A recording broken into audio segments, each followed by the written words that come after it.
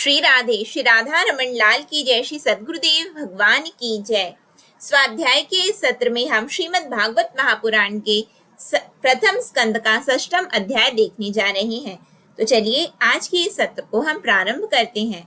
इससे पहले हमने 5 अध्याय प्रथम स्कंद के देखे हुए हैं।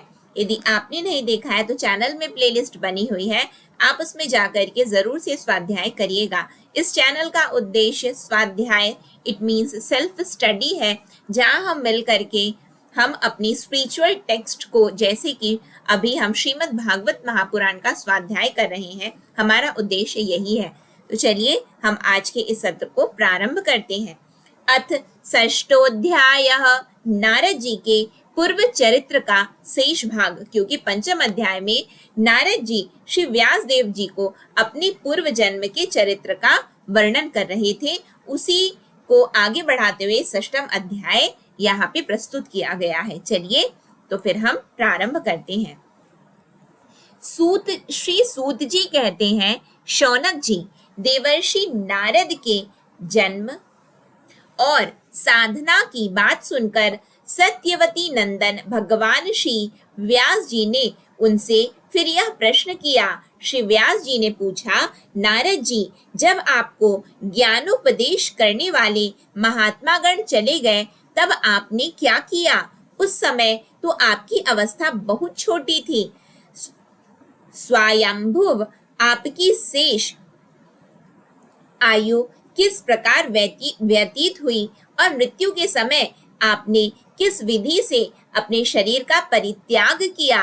देवर्षि, काल तो सभी वस्तुओं को नष्ट कर देता है, उसने आपकी इस पूर्व कल्प की स्मृति का कैसे नाश नहीं किया? श्री नारद जी ने कहा, मुझे ज्ञानोपदेश करने वाले महात्मा गण जब चले गए तब मैंने इस प्रकार अपना जीवन व्यतीत किया। यद्यपि उस समय मेरी अवस्था बहुत छोटी थी, मैं अपनी माँ का एक लौता लड़का था।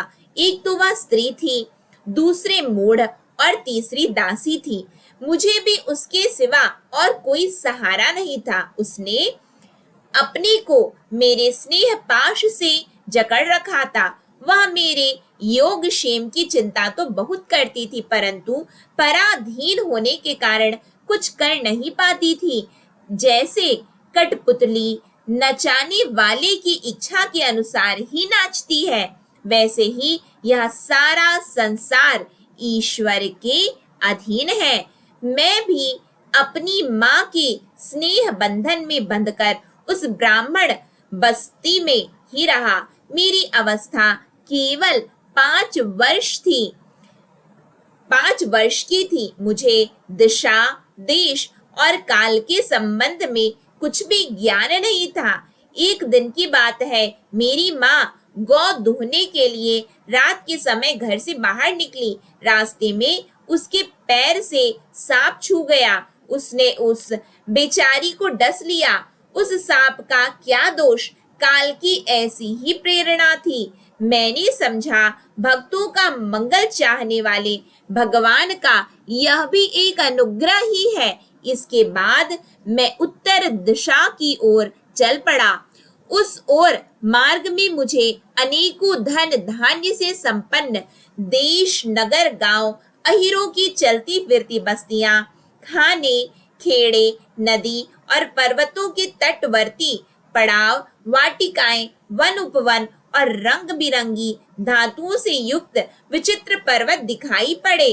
कहीं कहीं जंगली वृक्ष थे, जिनकी बड़ी बड़ी शाखाएं हाथियों ने तोड़ डाली थी। शीतल जल से भरे हुए जलाशय थे, जिनमें देवताओं के काम में आने वाले कमल थे। उन पर पक्षी तरह तरह की बोली बोल रहे थे और भौरे मंडरा रहे थे। यह सब देखता हुआ मैं आगे बढ़ा। मैं अकेला ही था। इतना लंबा मार्ग तय करने पर मैंने एक घोर गहन जंगल देखा। उसमें नरकट, बांस, सेठा, कुश, कीचक आदि खड़े थे।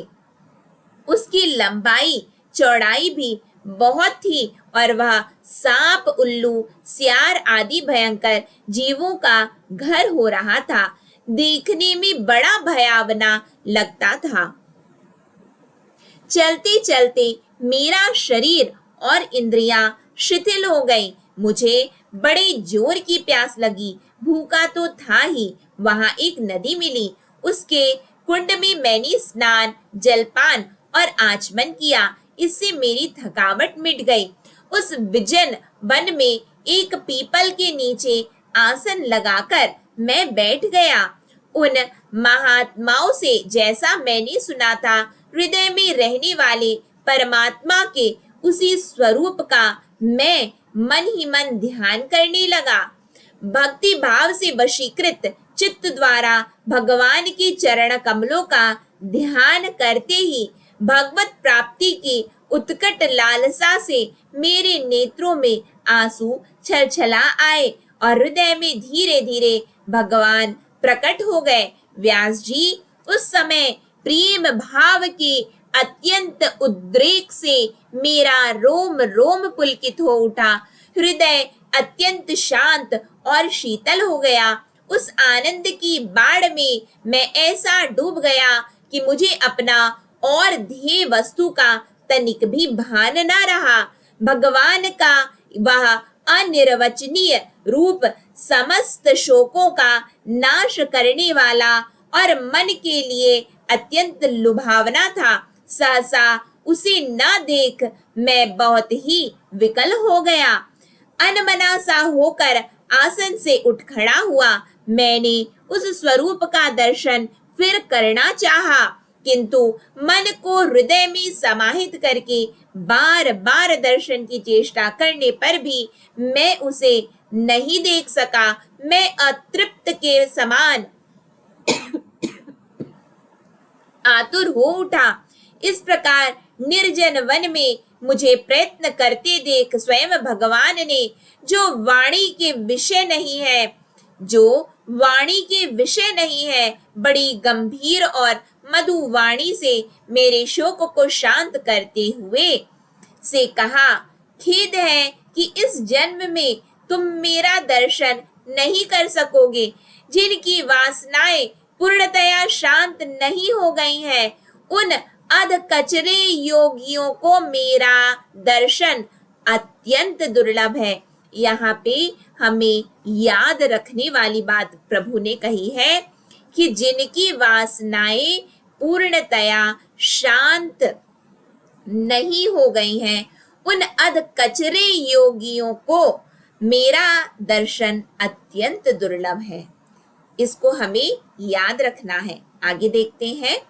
निष्पाप बालक, तुम्हारे हृदय में मुझे प्राप्त करने की लालसा जागृत करने के लिए ही मैंने एक बार तुम्हें अपने रूप की झलक दिखाई है। मुझे प्राप्त करने की आकांक्षा से युक्त साधक धीरे धीरे हृदय की संपूर्ण वासनाओं का भली भांति त्याग कर देता है। अल्पकालीन संत सेवा से ही तुम्हारी चित्तवृत्ति मुझ में स्थिर हो गई है। अब तुम इस प्राकृत मलिन शरीर को छोड़कर मेरे पार्षद हो जाओगे। मुझे प्राप्त करने का तुम्हारा यह दृढ़ निश्चय कभी किसी प्रकार नहीं टूटेगा। समस्त सृष्टि का प्रलय हो जाने पर भी मेरी कृपा से तुम्हें मेरी स्मृति बनी रहेगी। मेरी कृपा से तुम्हें मेरी स्मृति बनी रहेगी।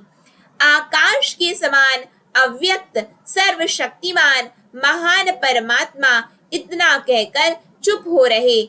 उनकी इस कृपा का अनुभव करके मैंने उन श्रेष्ठों से भी श्रेष्ठतर भगवान को सिर झुकाकर प्रणाम किया। तभी से मैं लज्जा संकोच छोड़कर भगवान के अत्यंत रहस्यमय और मंगलमय मधुर नामों और लीलाओं का कीर्तन और स्मरण करने लगा। स्पृहा और मद मत्सर मेरे हृदय से पहले ही निवृत्त हो चुके थे। अब मैं आनंद से काल की प्रतीक्षा करता हुआ पृथ्वी पर विचरने लगा। व्यास जी इस प्रकार भगवान की कृपा से मेरा हृदय शुद्ध हो गया, आसक्ति मिट गई, मैं श्री कृष्ण परायण हो गया।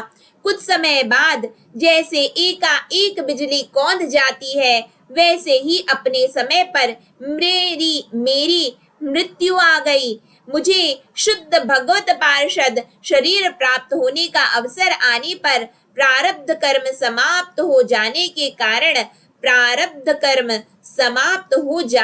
कारण 5 भौतिक शरीर नष्ट हो गया। कल्प के अंत में जिस समय भगवान नारायण एकार्णव प्रलय कालीन समुद्र के जल में शयन करते हैं, उस समय उनके हृदय में शयन करने की इच्छा से इस सारी सृष्टि को समेट कर ब्रह्मा जी जब प्रवेश करने लगे, तब उनके श्वास के साथ मैं भी उनके हृदय में प्रवेश कर गया। एक शास्त्र चतुर्युगी बीत जाने पर जब ब्रह्मा जगे और उन्होंने सृष्टि करने की इच्छा की, तब उनकी इंद्रियों से मरीचि आदि ऋषियों के साथ मैं भी प्रकट हो गया। तभी से मैं भगवान की कृपा से वैकुंठ आदि में और तीनों लोकों में बाहर और भीतर बिना रोक टोक विचरण किया करता हूँ। मेरे जीवन का व्रत भगवत भजन अखंड रूप से चलता रहता है। भगवान की दी हुई इस स्वर ब्रह्म से विभूषित वीणा पर तान छेड़कर मैं उनकी लीलाओं का गान करता हुआ सारे संसार में विचरता हूँ। जब मैं उनकी लीलाओं का गान करने लगता हूँ, तब वे प्रभु जिनके चरण कमल समस्त तीर्थों के उद्गम स्थान है और जिनका यशोगान मुझे बहुत ही प्रिय लगता है, बुलाए हुए की भांति तुरंत मेरे हृदय में आकर दर्शन दे देते हैं। जिन लोगों का चित्त निरंतर विषय भोगों की कामना से आतुर हो रहा है, उनके लिए भगवान की लीलाओं का कीर्तन संसार सागर से पार जाने का जहाज है। यह मेरा अपना अनुभव है। अनुभव क्या बता रहे हैं श्री नारद जी? कि जिन लोगों का चित्त निरंतर विषय भोगों की कामना से आतुर हो रहा है, उनके लिए भगवान की लीलाओं का कीर्तन संसार सागर से पार जाने का जहाज है। काम और लोभ की चोट से बार बार घायल हुआ हृदय श्री कृष्ण सेवा से जैसे प्रत्यक्ष शांति का अनुभव करता है, यम नियम आदि योग मार्गों से वैसी शांति नहीं मिल सकती। व्यास जी, आप निष्पाप हैं। आपने मुझसे जो कुछ पूछा था वह सब अपने जन्म और साधना का रहस्य तथा आपकी आत्म तुष्टि का उपाय मैंने बतला दिया। श्री सूत जी कहते हैं, शौनकादि ऋषियों देवर्षि नारद ने व्यास जी से इस प्रकार कहकर जाने की अनुमति ली और वीणा बजाते हुए स्वच्छंद विचरण करने के लिए वे चल पड़े। आहा, ये देवर्षि नारद धन्य है, क्योंकि ये शारंग पाणी भगवान की कीर्ति को अपनी वीणा पर गा गाकर स्वयं तो आनंद मग्न होते ही हैं, साथ साथ इस त्रिताप तप्त जगत को भी आनंदित करते रहते हैं। इति श्रीमद्भागवते महापुराणे पारमहंस्याम संहितायां प्रथम स्कंदे व्यास नारद संवादे षष्ठोऽध्यायः। यहाँ पे हम प्रथम स्कंद के 6ठम अध्याय को हमने यहाँ पे विराम कर रहे हैं, हमने संपूर्ण कर लिया है। तो आज के इस सत्र को हम यहीं पे विराम करते हैं। आगे के सत्र में हम 7वां अध्याय देखेंगे और आशा है कि आपने भी साथ ही साथ इसका स्वाध्याय जरूर से किया है। आप सभी के पावन श्री चरणों में दंडवत प्रणाम। जो कुछ भी त्रुटियां हुई है उसके लिए मैं क्षमा प्रार्थी हूँ। श्री राधा रमन लाल की जय। श्री सद्गुरुदेव भगवान की जय। श्री राधे।